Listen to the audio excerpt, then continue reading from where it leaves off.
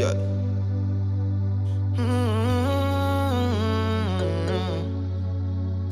Face à ma nerf. C'est le rendez-vous où nous décortiquons votre parcours, votre actualité. Face à ma nerf.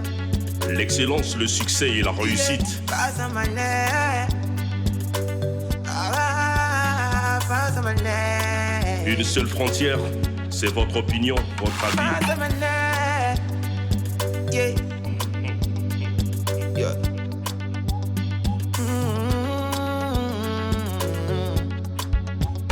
Face à ma nerf. Yeah. Face à ma nerf. Yeah. Face à ma nerf. Face à ma nerf. Face à ma nerf. Yeah. Face à ma nerf. Face à ma nerf. Face à ma nerf. L'icône du 242.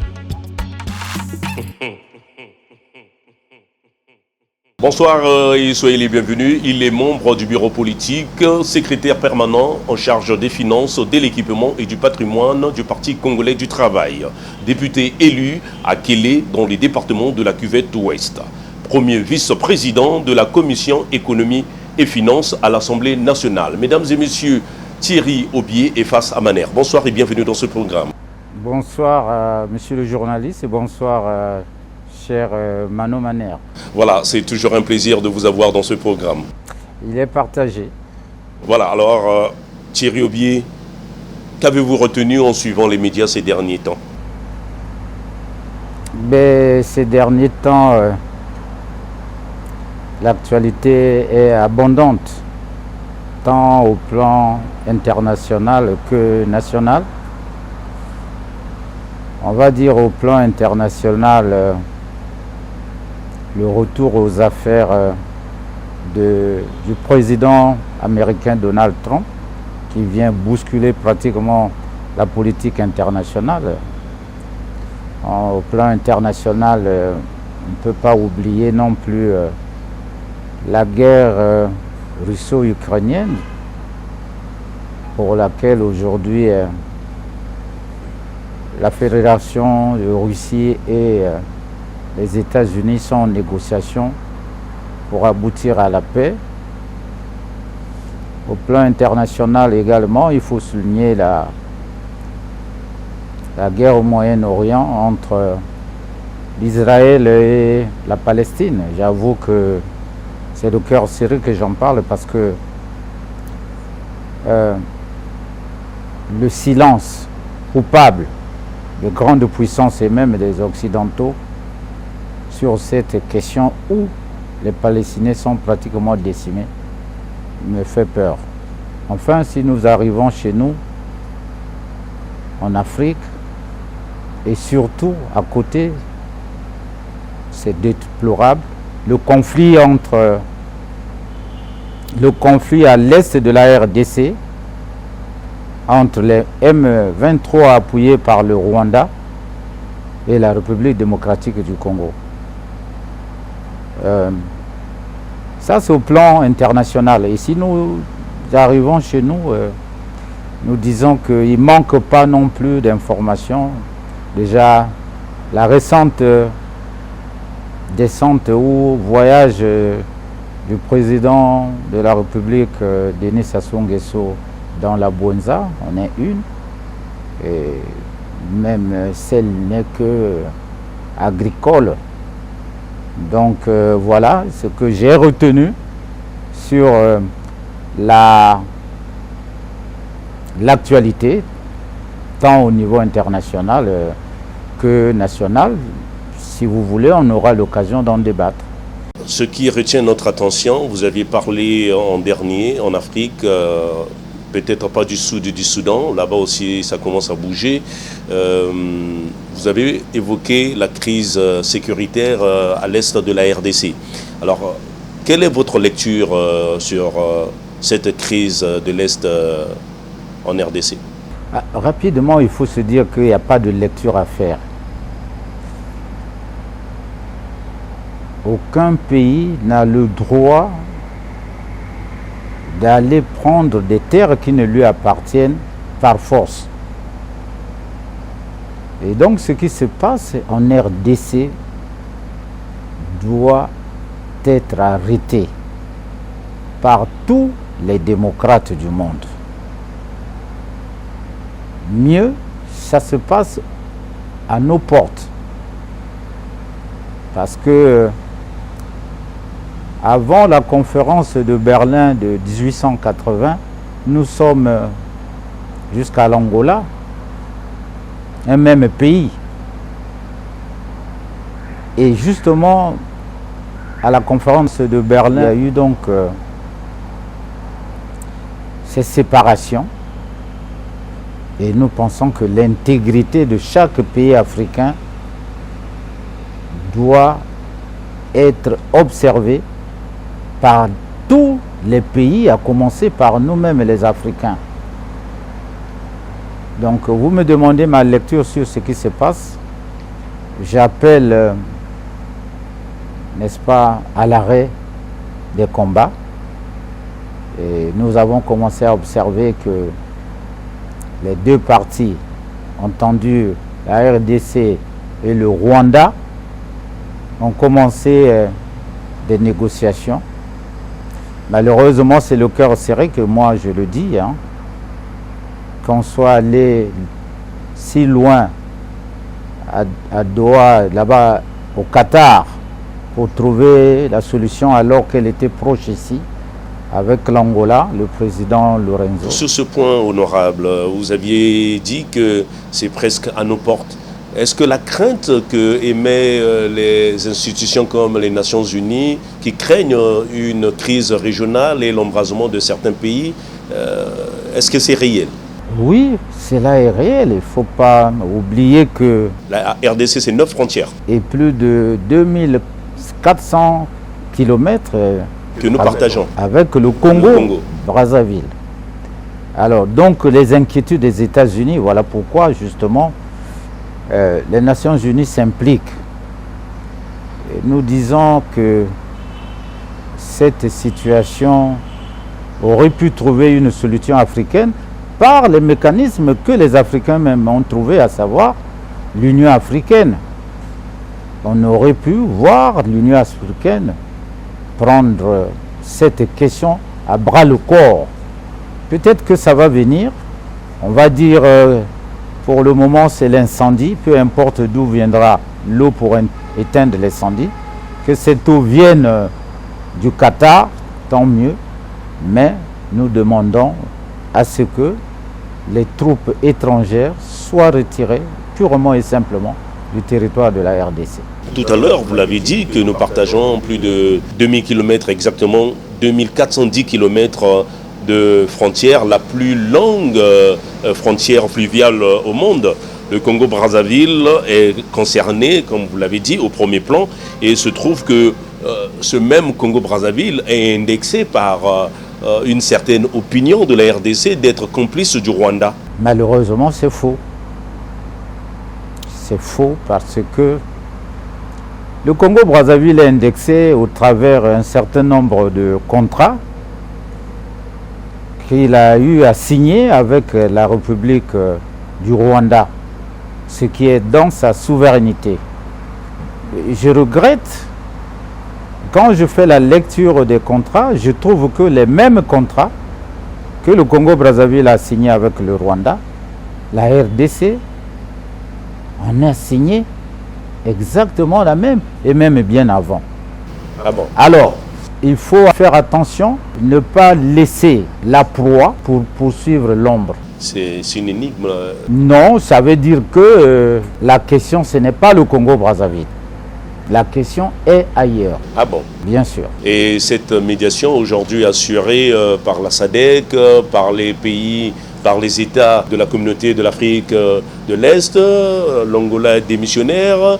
Vous aviez fustigé tout à l'heure... Je n'ai pas fustigé, j'ai regretté. Ah, vous avez regretté la médiation du Qatar. Oui, qu'elle soit sortie du continent africain. Mais récemment, ils ont encore reçu les rebelles du M23 à Doha. Pour vous, le principe des solutions africaines pour des problèmes africains. Mais ce n'est pas pour rien que les pays africains ont mis un instrument appelé l'Union africaine. C'était justement d'abord pour effectivement traiter ces genres de questions, de problèmes.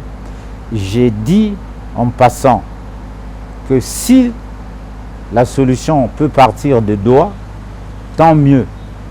Mais que ce n'est pas trop tard que l'Union africaine, que les voisins qui sont toujours l'Angola, même des missionnaires, que la SADC et autres s'approprient cette question.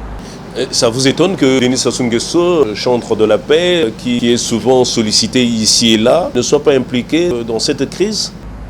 Alors, dire qu'il n'est pas impliqué, je ne pense pas. Déjà qu'il y a une certaine opinion qui accuse le Congo-Brazzaville. Et j'ai dit que c'était faussement. C'est pour cela que j'ai parlé de la proie et de l'ombre. Je dis, le président de notre pays, le président Denis Sassou Nguesso, a toujours œuvré pour la paix. Et sur cette question, je crois qu'il n'est pas non plus en retrait. On a déjà vu ces rencontres avec le président Tshisekedi il y a à peine 2 semaines, tout comme avec le président rwandais. Je crois que le président Denis Sassou Nguesso, comme vous avez su dire, c'est son cheval de bataille. Et ces solutions sont toujours attendues. Nous, encore 2 fois de plus, nous l'exhortons à ne jamais abandonner, parce que c'est son credo. Le comeback de Donald Trump, vous l'avez évoqué tout à l'heure, l'Afrique doit s'inquiéter de ce comeback. Déjà qu'il bouleverse le monde et depuis qu'il est là, les caméras, les projecteurs sont tournés vers la Maison Blanche. Alors, il n'y a pas que du mauvais. Hein, il faut positiviser un certain nombre de choses. J'ai vu que les services même des États-Unis, de la CIA, ont reconnu que c'est ce pays qui finance, entre autres, le terrorisme. Ah bon? Oui. Dixit, la chef... Les anciens membres de la CIA. La chef de la CIA aujourd'hui. Ah, vous ne l'avez pas suivi? L'actuel. L'actuel. N'est-ce pas? Ah, donc, ce qui les a amenés d'ailleurs à démanteler l'USAID. USAID et autres. Voilà, qui était une agence dite d'aide et de coopération, ce qui n'est qu'une bonne chose.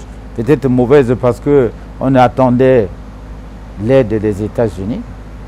Et nous pensons aussi que c'est bien fait pour que les pays africains ne doivent pas se développer au travers des aides.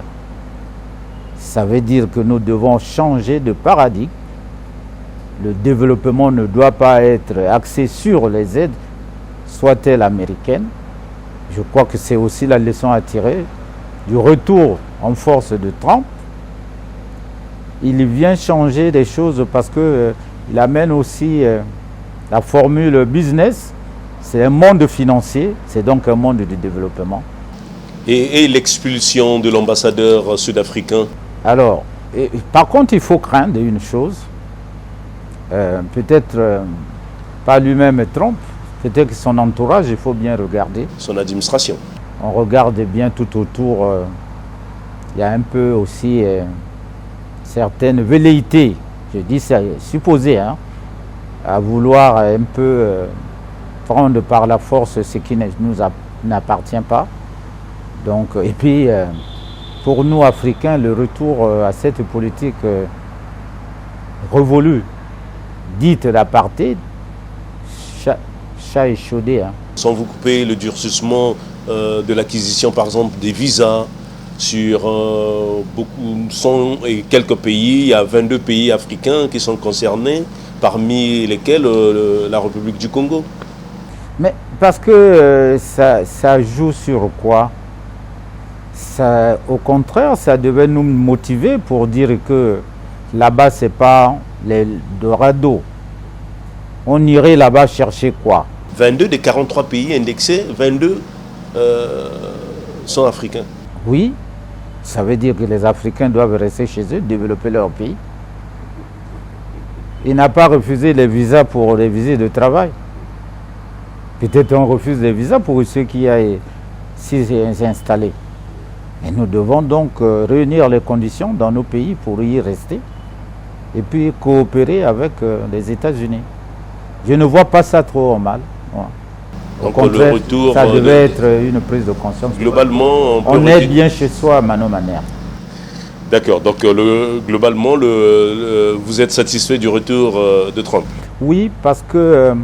même s'il annexe certains pays par force. Là, il menace déjà le Groenland. Ce sont que des velléités, mais je crois que la communauté internationale non plus ne laisserait pas ces choses-là. Autant j'ai parlé de la RDC et du Rwanda, que l'intangibilité des frontières doivent être respectées, il en est autant pour le Groenland et autres, ou le Panama. Je pense que c'est une intention. Ce n'est pas, pour le moment, il n'est pas passé à l'acte. C'est une intention. La communauté internationale est là. Nous avons l'ONU qui a été créée également pour régler ces questions. C'est pour cela tout à l'heure, j'ai fait appel à l'Union africaine. Vous croyez toujours aux Nations Unies? Oui, cette volonté. Pour régler les conflits? On peut toujours changer de politique, mais le fait, la volonté de s'unir pour pouvoir même résoudre les problèmes par la négociation, par la dissuasion. Donc il y a cette volonté. Je crois que pour le moment, il n'y a pas encore d'alternative. Je ne sais pas, je n'en trouve pas encore que l'ONU pour pouvoir régler les problèmes au niveau international.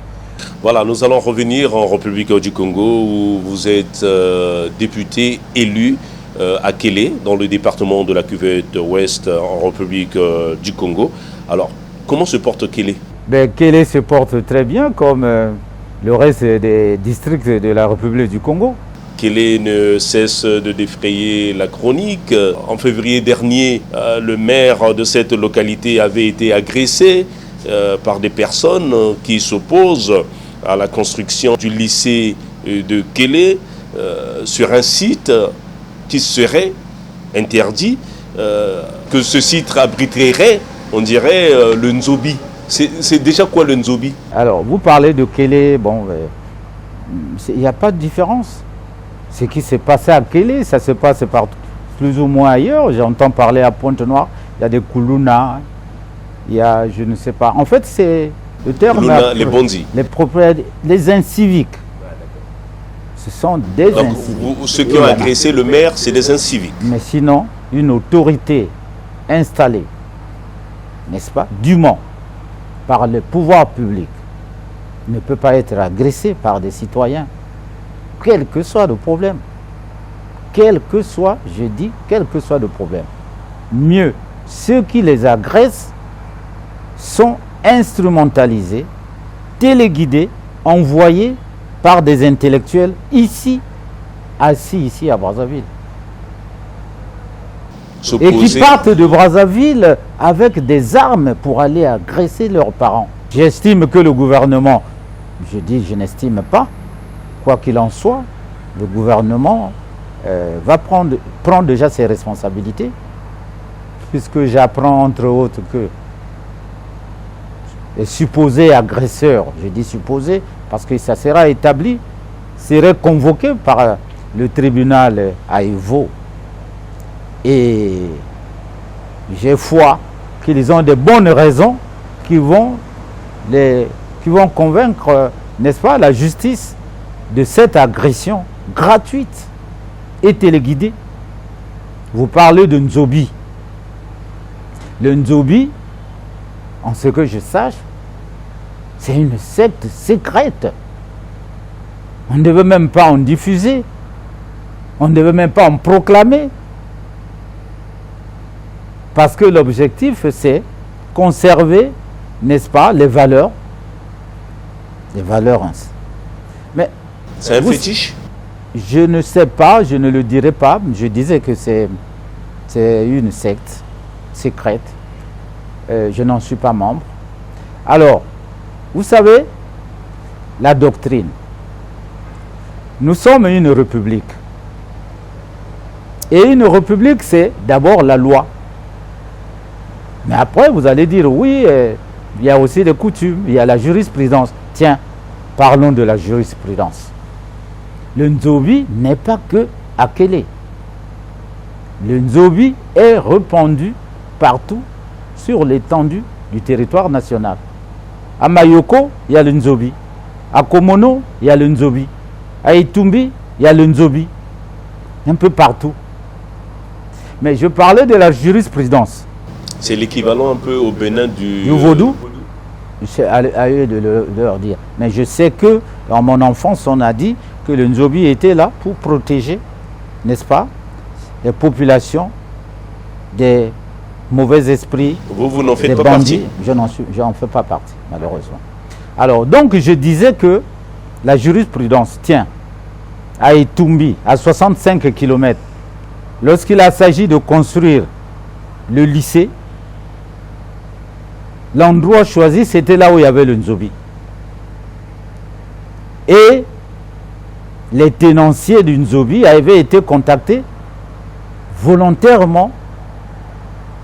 Ils ont dit le Nzobi ne peut pas être un obstacle à la construction d'un lycée. Nous nous déplaçons. Ils se sont déplacés, ils sont allés en face. Et une fois en 2011 qu'il y avait la municipalisation, le même endroit qui était retenu pour le Nzobi avait été choisi pour abriter les hôtels de la mairie, les hôtels de la sous-préfecture. Le Nzobi s'est encore une fois de plus déplacé. Moi, j'entends des gens crier qu'aller d'abord voir si on peut déplacer le Québec.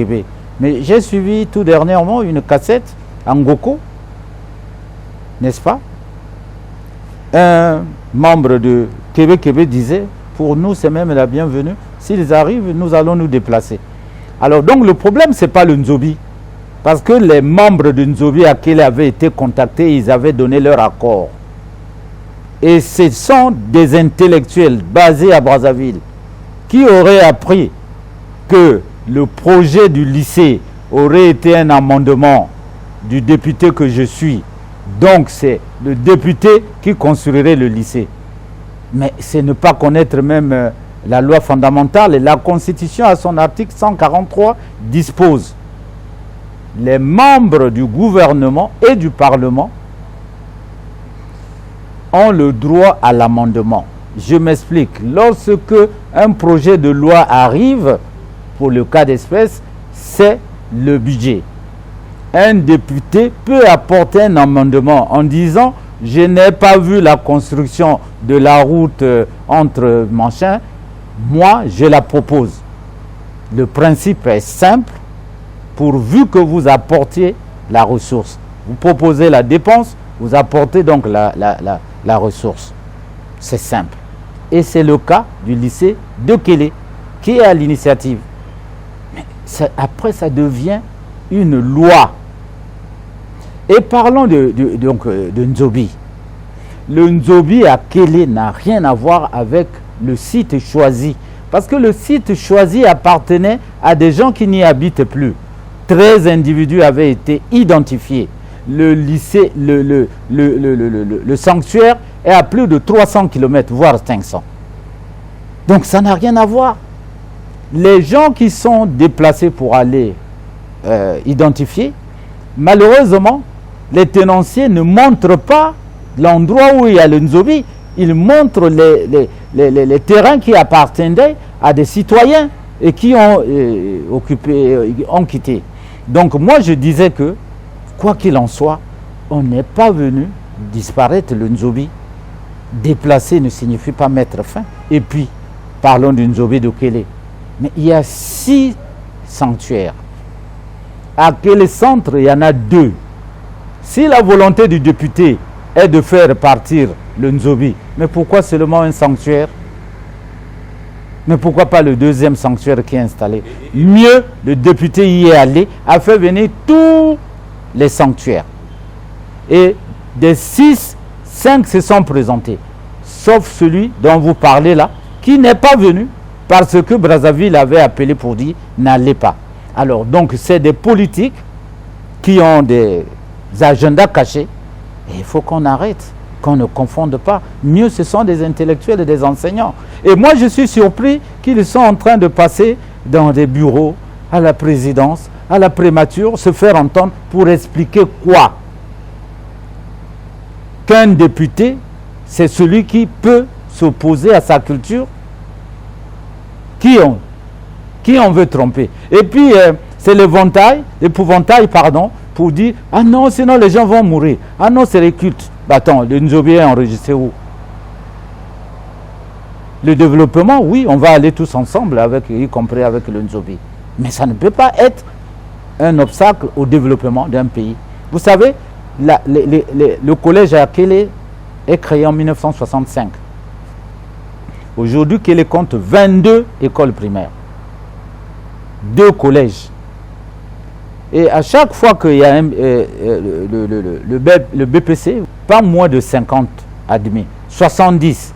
Mais si vous avez 70 admis, vous n'avez pas 2 classes de seconde, 25. On vous dit qu'il n'y a pas d'élèves.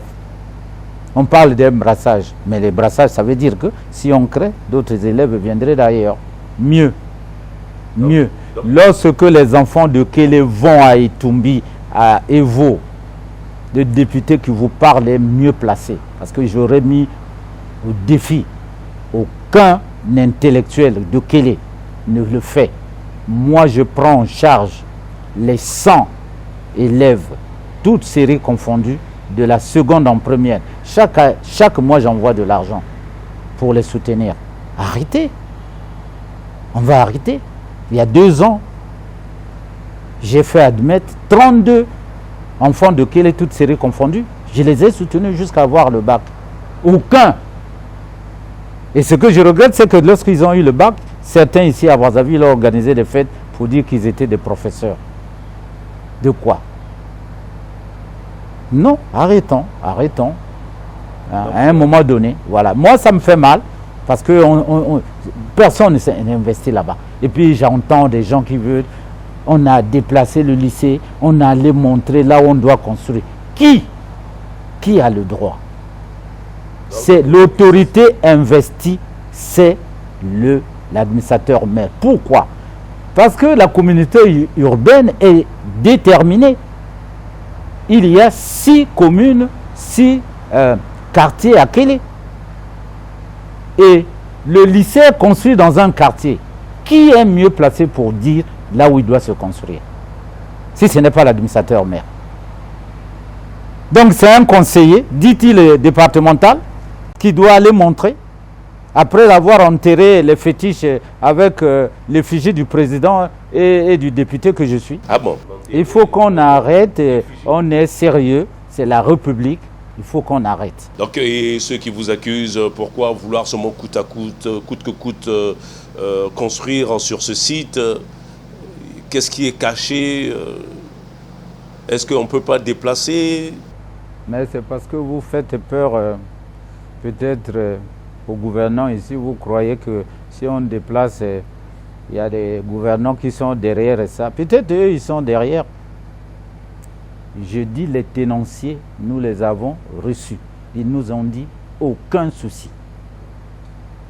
Donc le problème est ailleurs. Donc Thierry Obié, avec les accusations du genre irrespectueux de la tradition, des valeurs ancestrales, serait contre la tradition. Vous n'êtes pas... Mais respectons d'abord la loi. C'est la loi fondamentale.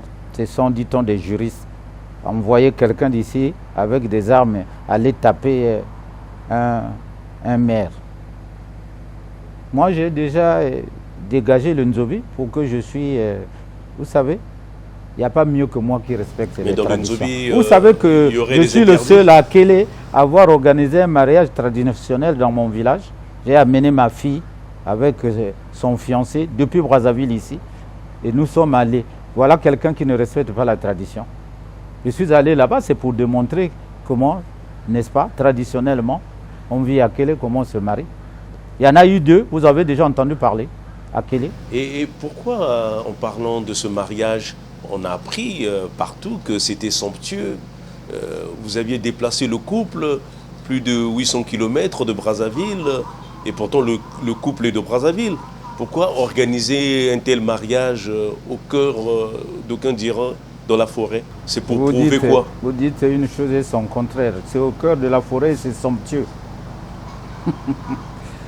Non, l'objectif était que nous devons conserver nos traditions et les enfants doivent savoir d'abord d'où viennent leurs parents et comment le mariage est coutumier. Ce n'est pas une innovation. Quand vous allez devant l'officier d'état civil pour un mariage, la première des questions que vous pose, est-ce que vous avez été marié coutumièrement? La coutume Mbéré ici à Brazzaville. C'est pour cela que j'ai amené ma fille pour dire coutumièrement, c'est donc à Kélé. Et le mari, comment a-t-il réagi? Amoureusement. Ben, je pense qu'il faut féliciter le jeune homme qui aime sa femme, aime donc la culture de sa femme. Alors pour revenir à l'agression du maire, agresser une autorité en public, d'aucuns diront bastonner, comme on l'a lu dans certains réseaux, un maire de la République, d'aucuns se poseraient la question de savoir où est passée l'autorité de l'État.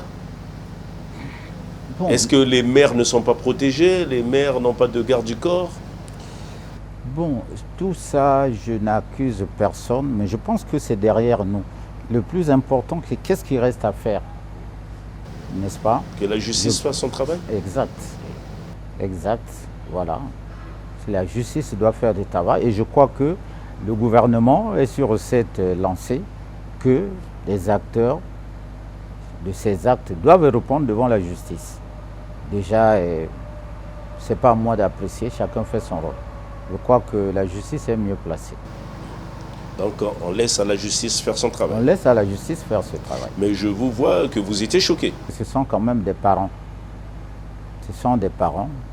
Et moi, je suis plus choqué parce que j'ai vu un certain présumé notable. Vous savez, les notables ont des cannes de notabilité. Et quand j'entends que ce site-là, il y a la notabilité ici, il y a quoi? Un notable qui prend sa canne et tape un administrateur maire. Et après, il veut solliciter à être reçu par les autorités qui ont placé le maire. Heureusement, de ce que j'entends, qu'ils ne sont jamais reçus. Parce que, pas parce qu'ils ne devaient pas l'être, mais parce qu'ils doivent d'abord répondre devant la justice. Nous allons quitter Kélé pour parler de la République. Puisque c'est vrai que vous êtes député élu à Kélé, mais vous êtes député national. Tout mandat impératif est nul. C'est la Constitution. C'est-à-dire que lorsque vous êtes député, vous n'avez pas un mandat impératif. Vous ne vous occupez pas de vous. Vous êtes national, comme vous venez de dire. Voilà, donc député élu à Kélé, dans le département de la Cuvette-Ouest, membre du secrétariat permanent du Parti congolais du travail, en charge des finances, du patrimoine, et vice-président de la commission économie et finances et contrôle de l'exécution du budget à l'Assemblée nationale. Toutes ces casquettes nous emmènent à vous poser la question, comment se porte le Congo? Bon, je crois que pas mal. Le Congo se porte bien parce que d'entrée de jeu avec vous, nous nous sommes intéressés à une question fondamentale, à savoir la guerre. Et nous avons regretté que juste à côté de nous, chez nous ici, à nos portes, il y a la guerre. Et je dis, le Congo se porte bien parce qu'il n'y a pas la guerre ici. Les citoyens congolais dorment, se réveillent. C'est déjà quelque chose s'ils se portent bien parce qu'il y a la paix. Vous allez me dire oui, comme certains, la paix ne se mange pas. Mais oui, nous connaissons des difficultés, c'est vrai. Mais j'ai foi. J'ai foi en ce que les solutions vont être trouvées. J'ai parlé de la paix comme condition première, sine qua non même, disons-le. Mais vous voulez parler un peu des questions économiques et financières. Je disais que le gouvernement et le président de la République sont en eux. puisque le Congo vient de passer le dernier examen, à savoir la 6e revue a été concluante, n'est-ce pas, avec le Fonds monétaire international. Et moi, comme je venais de le dire, que c'est des périodes, nous connaissons des périodes de tensions de trésorerie, mais j'ai foi. Au parti, nous avons appelé le président de la République, chez nous ses camarades, Denis Sassou Nguesso, comme étant le timonier. Ça veut dire que quand il y a le bateau, il y a l'orage, il est toujours aux commandes. Donc nous pensons que le Congo va sortir de cette situation. Et vous, en tant que financier, c'est vrai, lorsqu'on voit la dégradation des routes, dès qu'une pluie s'annonce, vous direz peut-être que d'aucuns diront que la pluie n'est pas un obstacle, mais nous qui vivions à la cité, c'est devenu un obstacle. Il y a l'inquiétude, il y a la panique, les routes sont dégradées ici et là, et en passant, il y a des grèves ici et là, il y a certaines institutions qui sont jusqu'à aujourd'hui impayées, et vous-même à l'Assemblée nationale, vous avez des retards. J'aurais appris que vous avez plusieurs mois de retard, des impayés. Alors, en tant que financier, qu'est-ce que vous préconisez face à cette situation? Ah bon, alors, ce n'est pas une situation voulue par un individu. Ce n'est pas la volonté d'un individu. Peut-être qu'il faille expliquer comment on arrive à ce genre de situation. Il y a donc un déséquilibre dans le système économique et financier qui souvent est dû à quoi? Quand on parle d'économie, le système économique et financier. Donc nous sommes un État, pour se développer, il se dote d'un budget. Un budget signifie des recettes d'un côté, et de l'autre, il prévoit des dépenses.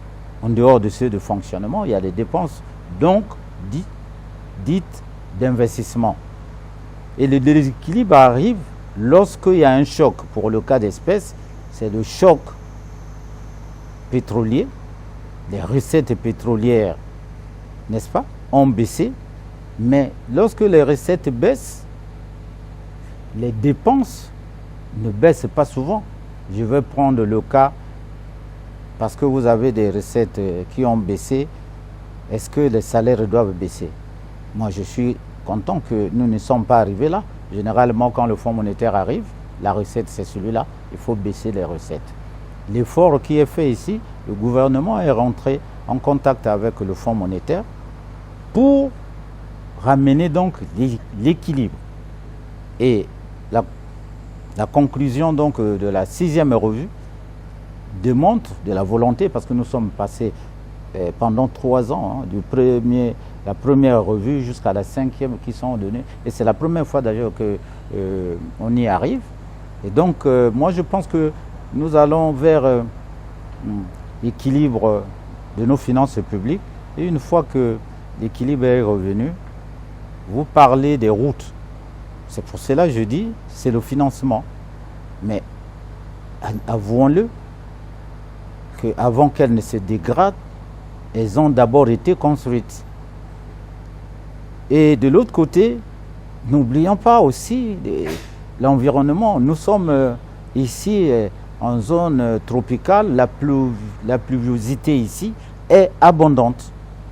Ça, c'est vrai d'un côté. Mais les grèves aussi démontrent que nous sommes aussi dans un état de droit. Parce que ailleurs, on irait en grève, on vous met en prison. Donc au Congo, on est libre, n'est-ce pas? Voilà, d'aller en grève, c'est sa liberté. Et pourquoi les travailleurs vont en grève? 2, pour demander les conditions, l'amélioration des conditions de travail ou l'augmentation des salaires.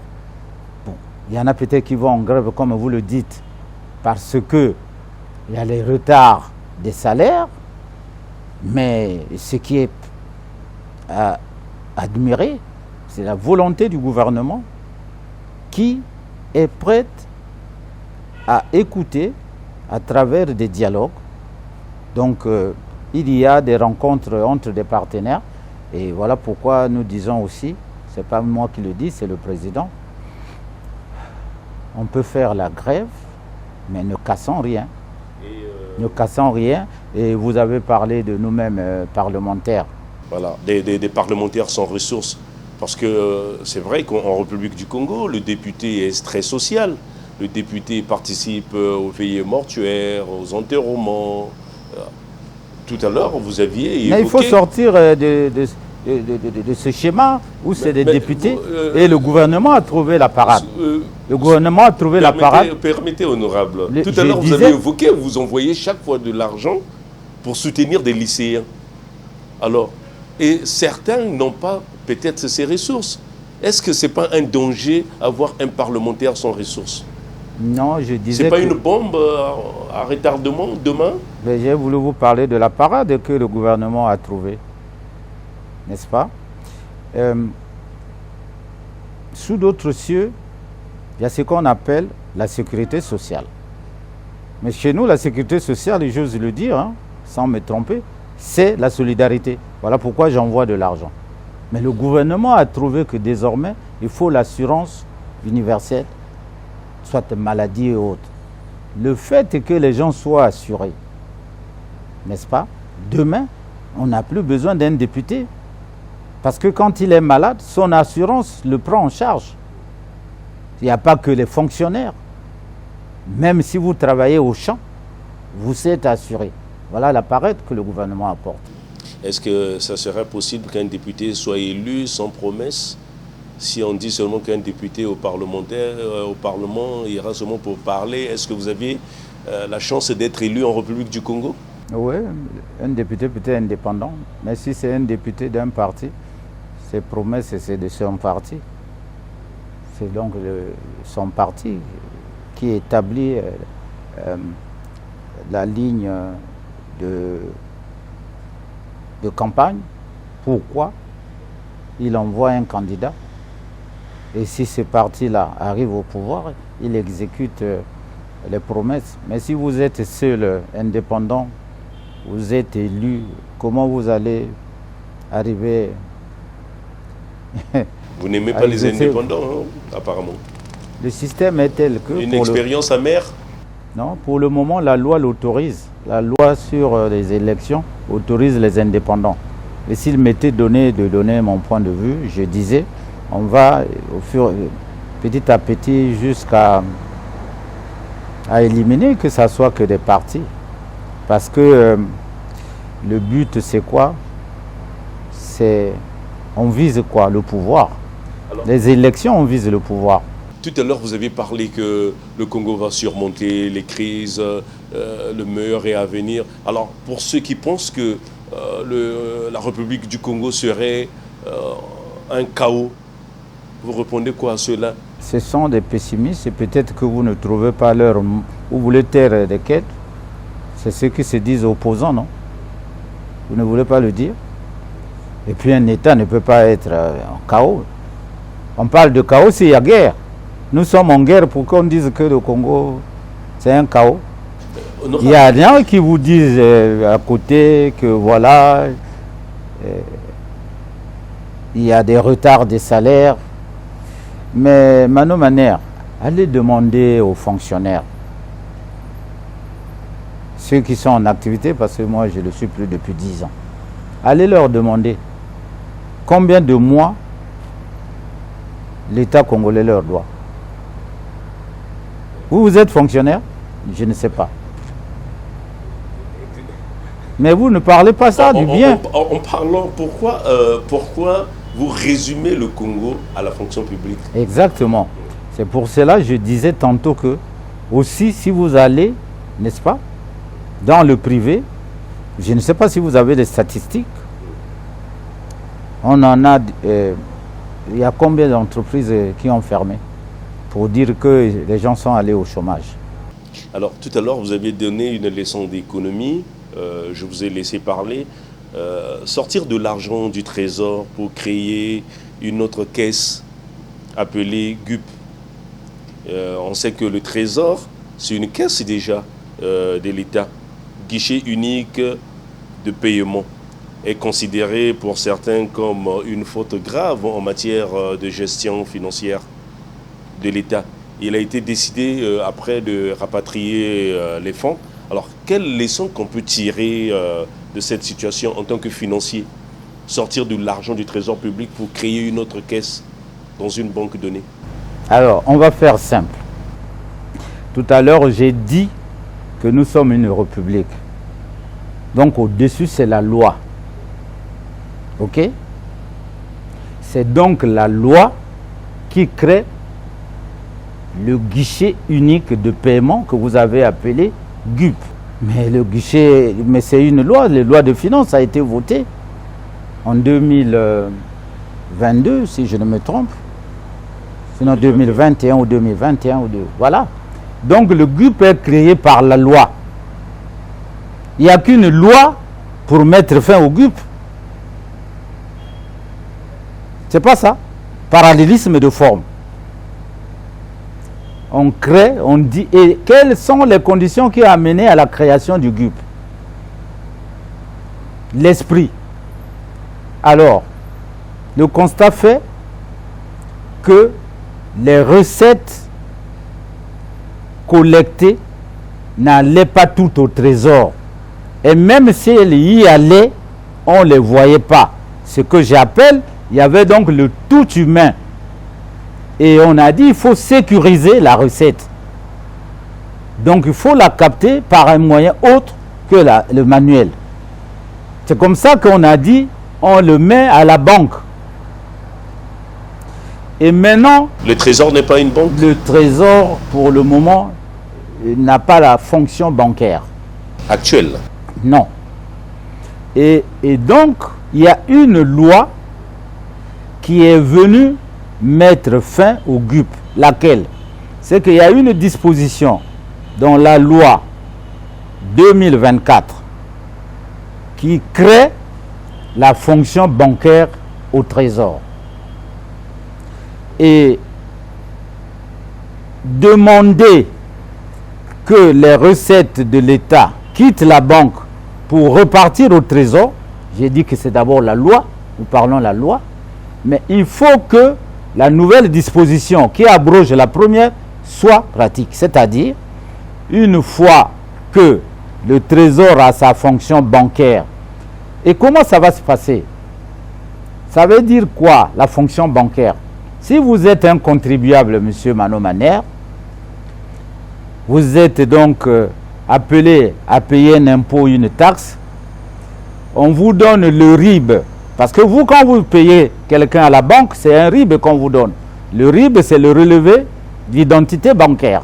Donc, on vous donne le RIB de trésor, qui est déjà une banque, et vous faites l'opération. Et c'est sécurisé.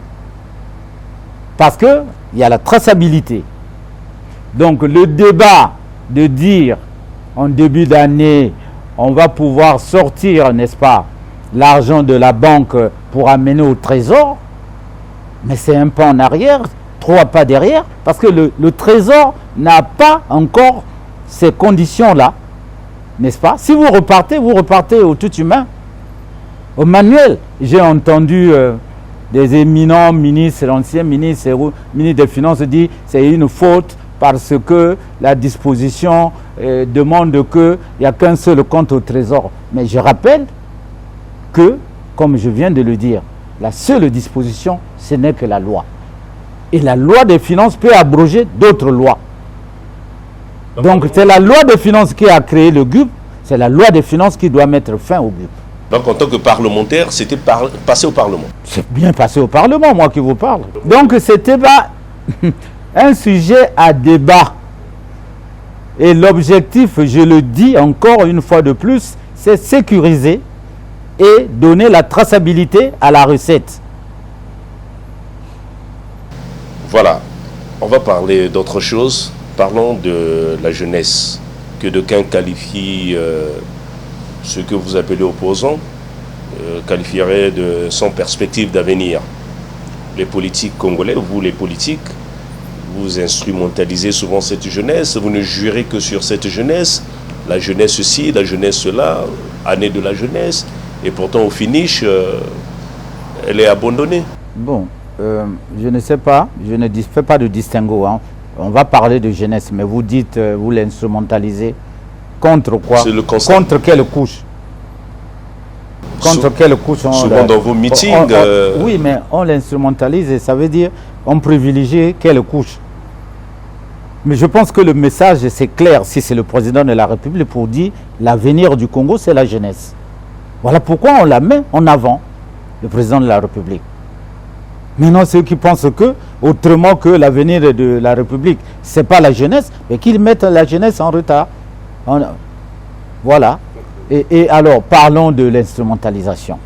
Non, il s'agit d'un discours clair qu'il faut expliquer, où en 2024, le président a dit il y aura création d'emplois pour les jeunes. Plus de 100 000 emplois. Ok. Mais vous n'avez perçu la création des emplois que au travers de la fonction publique. Quand le président création de l'emploi, on va arriver tout à l'heure, il revient de la Bouenza, qu'est-ce qu'il vous a dit? Il a vu des jeunes gens, des jeunes filles. Il y a même, j'ai vu le président avec l'image d'une jeune fille qui explique avec, je crois, le maïs. C'est pas ça la création de l'emploi.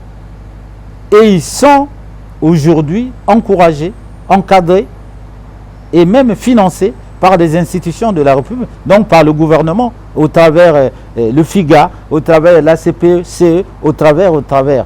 Pourquoi on ne dit pas cela? Peut-être que parce que le gouvernement communique moins. Peut-être. Il va falloir parler. Et puis, moi, personnellement, je suis allé en mission dans la zone économique spéciale de Pointe-Noire.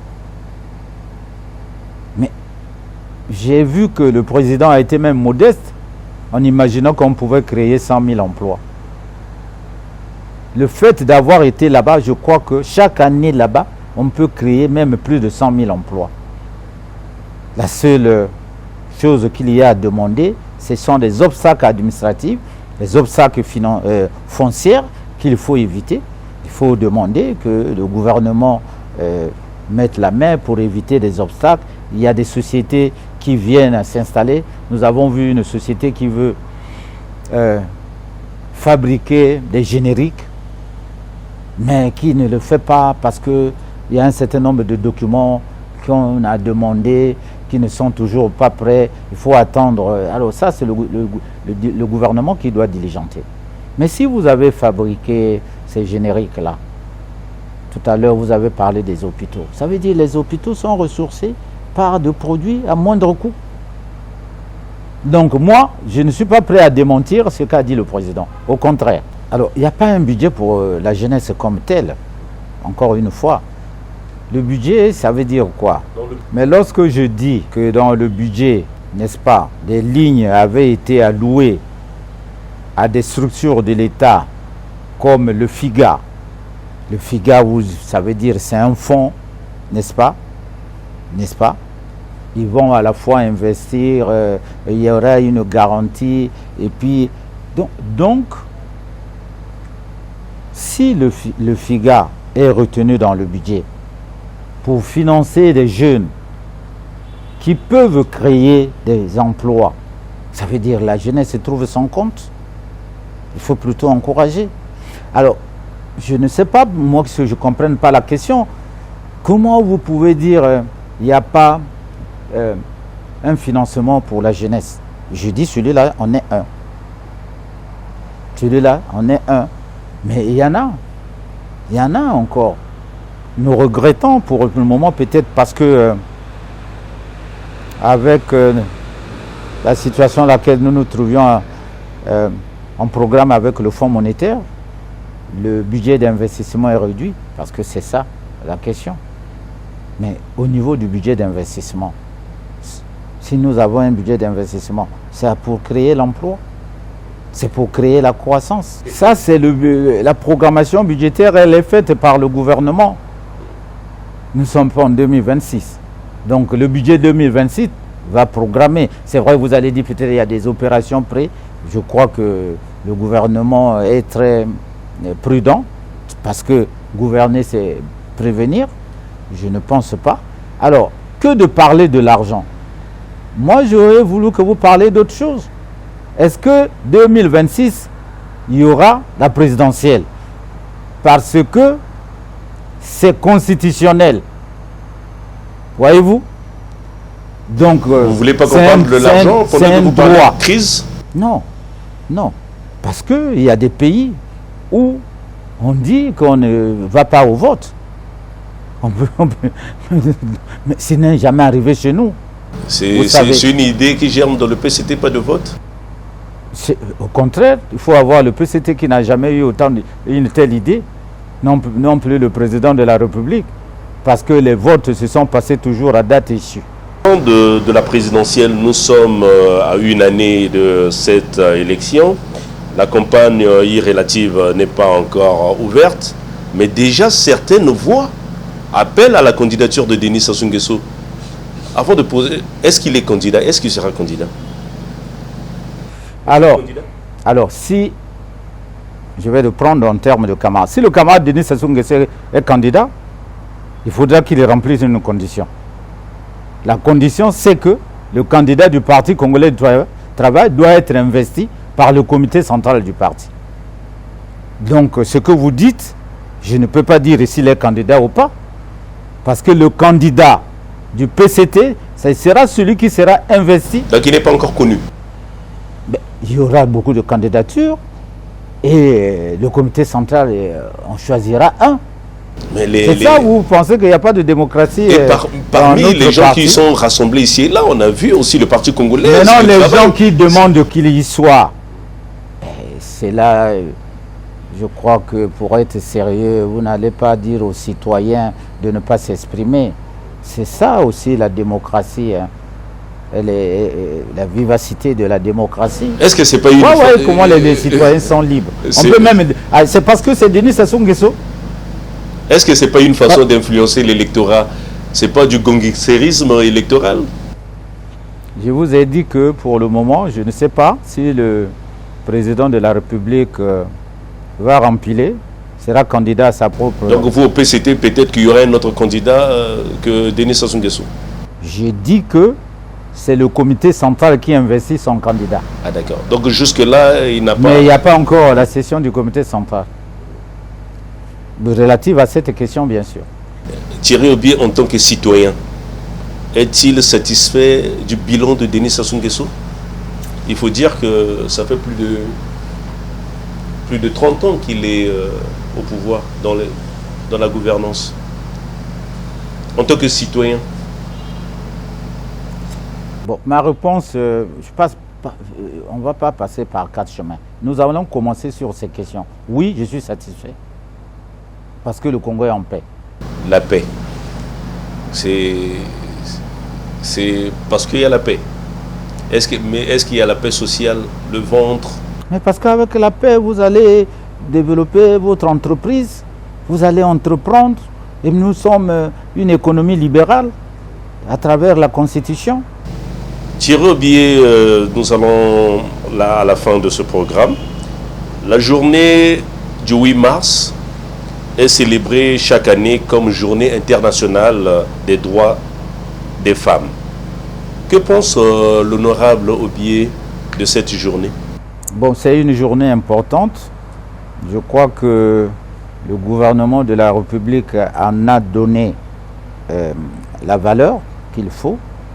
Les femmes elles-mêmes sont plus engagées à la fêter.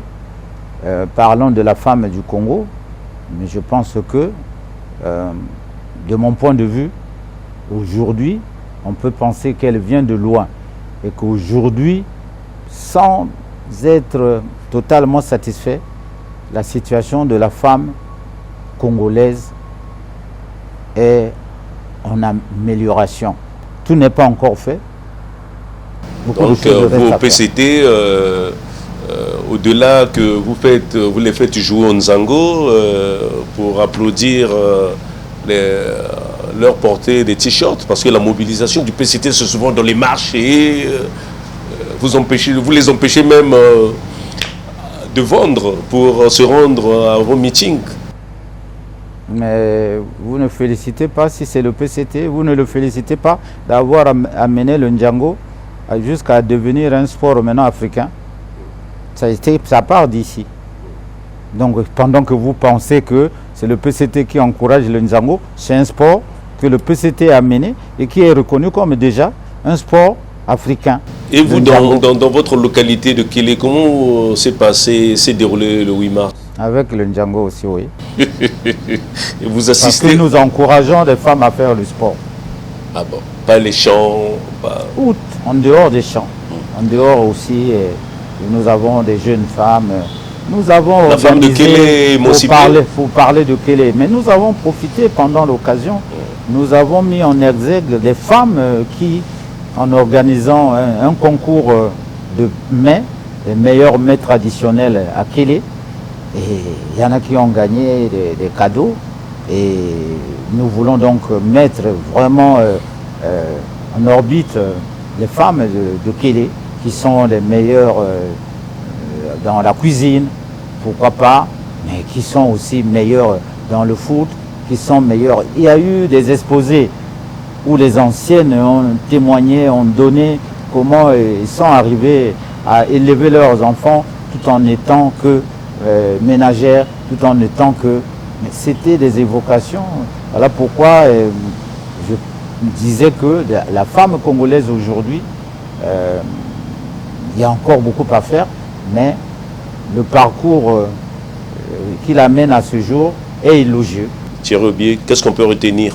On retient que aujourd'hui le monde change avec l'arrivée de Trump et nous, au Congo, nous devons réfléchir sur désormais la voie à donner également à la politique internationale. Nous avons parlé de la guerre à côté, que notre pays également... À l'est de la RDC. À la RDC, notre pays a intérêt à s'investir pour que la paix soit retrouvée chez notre voisin. Parce que quand la maison de l'autre brûle, il faut apporter de l'eau. Nous avons parlé des élections. Nous disons que nous souhaitons que ça se passe dans la paix, parce que pour nous c'est l'essentiel. Et nous avons parlé de la situation économique, parce que nous avons évoqué les grèves. Nous disons que nous avons foi que c'est passager, cette situation va passer. Et nous avons enfin parlé de Kélé. Une fois de plus, j'insiste que personne n'a le droit de refuser le développement d'une communauté. Ce qui se drame à Kélé autour du lycée n'a pas de raison d'être. Ce sont des agendas cachés. C'est des politiques, mais qui se cachent derrière une espèce de secte pour laquelle ils n'y appartiennent même pas. Voilà, encore une fois, je ne manque toujours pas de vous dire combien je suis heureux toujours de répondre à vos questions qui ne sont pas faciles, soit dit en passant. Merci honorable, c'est un plaisir partagé et c'est toujours un bonheur. Nous sommes reçus, parfois nous sommes transportés à 800 km de Brazzaville, où Kélé parfois est dans nos rêves, grâce à vous. Et tous les téléspectateurs aussi découvrent cette localité. Et ajouter cela à Kabanyama aussi, où nous mangeons aussi de la bonne viande. Voilà. Et sans oublier aussi les ananas que vous cultivez ici et là. Merci honorable, merci pour votre temps. Voilà, nous sommes arrivés à la fin de cette émission. On se retrouve à la prochaine occasion. Salut.